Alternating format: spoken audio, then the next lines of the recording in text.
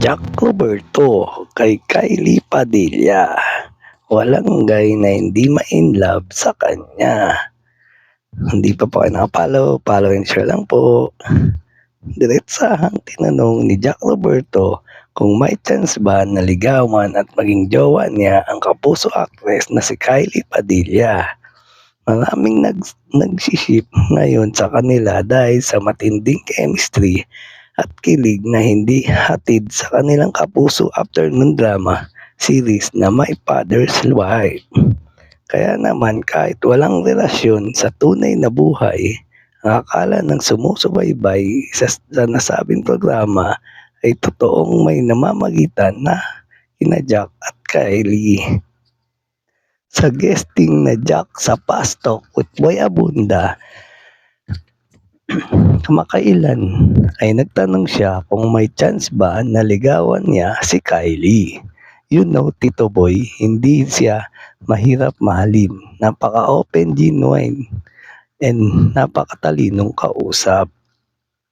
So, for me, wala naman sigurong guy na hindi ma-inlove sa kanya dahil ganoon siya kag-genuine na tao. And kung bibigyan ako ng chance, siguro hindi pa ngayon kasi gusto kong ingatan kung anong mayroon kami ngayon bilang close na magkaibigan, ang sagot ng hunk actor. Sundot na question ng King of Talk, why will you not take that chance? Tugon ng binata, may ganun parang kapag nakita mo na siya, first ko kasi na magkaroon ng girl first friend, if ever parang ganun na kasi yung treatment ko sa kanya. Sa nasabing panayam, itinanggi nga ni Jack na niligawan niya si Kylie. Hindi po. We're so comfortable with each other kasi nagka-work na rin kami before sa Bolera. Natuwa ako sa kanyang katrabaho kasi she's so open sa mga eksena, wala na siyang parang mga balls and inhibitions. Mahusay siya, sobraan niya. Paglalarawan pa niya sa actress, masarap kausap, marami siyang gustong ipaglaban, marami siyang mga gustong gawin and i-discover. Samantala, inamin din ng aktor na totoong niregaluhan niya ng laruan ang mga anak ni Kylie kay Aljur Abrenica na sina Alas at Axel. Ganito yan, Tito Boy, isang beses pa lang naman si ni Jack na sinundutan ng tanong ni Tito Boy ng pa lang.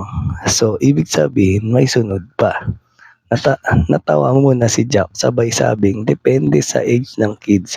Anyway, ang story kasi nun papunta siya ng Australia that time. And medyo malulungkot siya kasi mahihiwalay siya sa kids niya for almost 2 weeks din. So, nandoon kami sa supermarket, yung parang location namin sa may Father's Wife, may tinignan siya toys doon sa may toy section. Tapos sabi niya kay Hazel, Kinochi, co-star nila sa My Father's Wife. Wala pa ako that time, ano bang hilig ng mga anak mo? Sabi niya, Hazel, si Alas ganito, si Axel ganito. Sabi ni Hazel, walang problema yan, tinawag niya ako. Jack, sabi ko naman, bakit bigla akong kasali? Kasi sa set, kasi parang yung mga staff and co-actor namin, binibiro na rin kami. Inaasar na kami together, saad ng aktor. Nung una ay ayaw pa raw tanggapin ni Kylie ang mga regalo ni Jack para sa kanyang 2 anak. Ayaw niya, sabi niya, no, wag na. Ako yung nag-insist, sabi ko, bilhan na para hindi malungkot yung kids mo.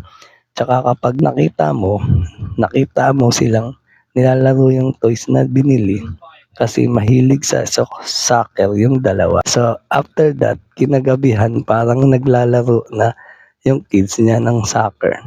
Nakakatuwa na appreciate yung regalo. Kwento pa ni Jack. At yan ang totoo. Alright. Thank you for watching po. Para for more videos. Salamat.